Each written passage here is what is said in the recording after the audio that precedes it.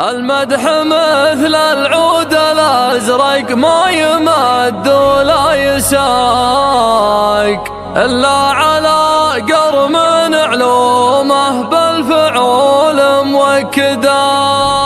لا صدبوا جنب نصخيف وصدبوا كف الرقاق، علي الثمالي ما يجنب لين يبلغ مقصده.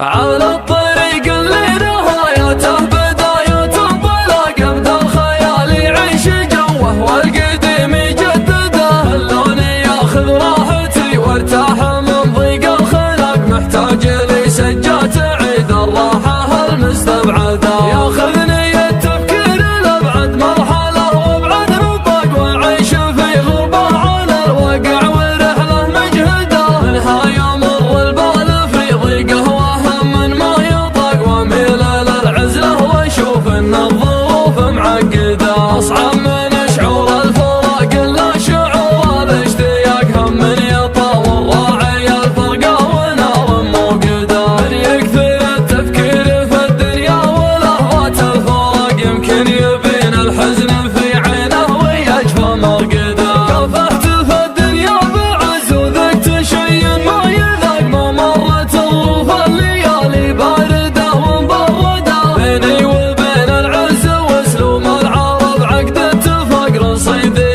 اللي ما ملكته في بنوك الاصداق. رزقي وتوفيقي على الله خالق السبع الطباق، اعيش لحظتي ولا افكر في بكره وابعده. كم من سليم شكله معافى وتفكيره معاق، يمشي على البيضا برجلينه وعقله في يده. اللي ينفتح للشر باب يصير كانه في سباق، واللي نصيته في مجال الخير كانك تطرده. الخير والمعروف ما يجزى بصده وانشقاق، على الاقل اللي يتجمل فيك احد لا تجحده. هيا الرفيق اللي لي ضاقت علي الارض ضاق، يسعدني اللي شفته اسعد واحد الله يسعده. صدره خلي من الحسد والحقد واسلوب النفاق، لا شفته بقل ضيقة الخاطر عساني مفقده. المدح مثل العود الازرق ما يمد ولا يساق، الا على قرم علومه بالفعول موكده. لا صدبوا جنب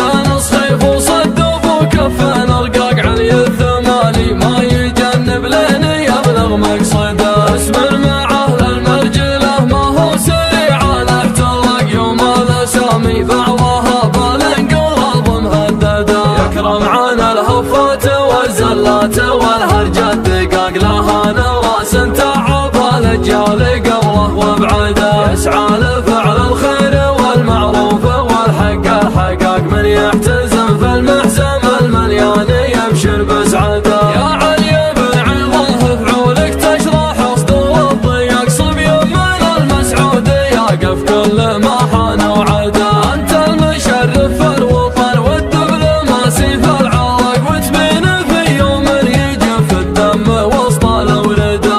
اخوك يوسف ما ضرب الهينه ولا انفهاق، هو مزندك في حزة الشدات وانت مزنده. عزوة ثماله